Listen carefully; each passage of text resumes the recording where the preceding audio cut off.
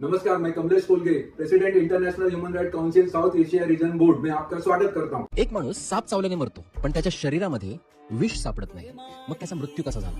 त्याने मेंदूला सांगितलं होतं की साप विषारी आहे आणि शरीराने ती आज्ञा मृत्यू म्हणून ऐकली. त्या माणसाला विषारी साप चावल्यानंतर काय होते ही लक्षणं पण माहित नव्हती, पण तरीही त्याला ती सगळी लक्षणं आली जी विष शरीरात गेल्यानंतर येतात. मग एक छोटासा विचार करा की मेंदू विष आहे हे ऐकत असेल तर अमृत आहे हे ऐकणार नाही का? एक स्टडी सांगतो की आपल्या मेंदूचा फक्त 5% भाग सायंटिस्ट आणि डॉक्टर्सला आतापर्यंत माहित झालाय. बाकी 95% मेंदूमध्ये अशा मिस्टरियस गोष्टी घडतात की अजूनही सायंटिस्ट आणि डॉक्टर्स हैराण होतात की आपण मृत घोषित केल्यानंतर हा माणूस जिवंत कसा झाला. या मेंदूमध्ये सगळे रोग बरे करण्याची ताकद आहे. तुम्ही त्याला एकदा ऑर्डर तर देऊन बघा, औषध तो आपोआप तयार करेल. तुमचं औषध तुमच्या विचारांमध्ये दडलंय, एकदा त्याला सांगून तर बघा की यार मी बरा झालोय आणि आता मला माझ्या फॅमिलीसोबत टाइम स्पेंड करायचा, मला ज्या ज्या गोष्टी करायच्या राहिल्या आयुष्यात त्या सगळ्या गोष्टी करायच्या.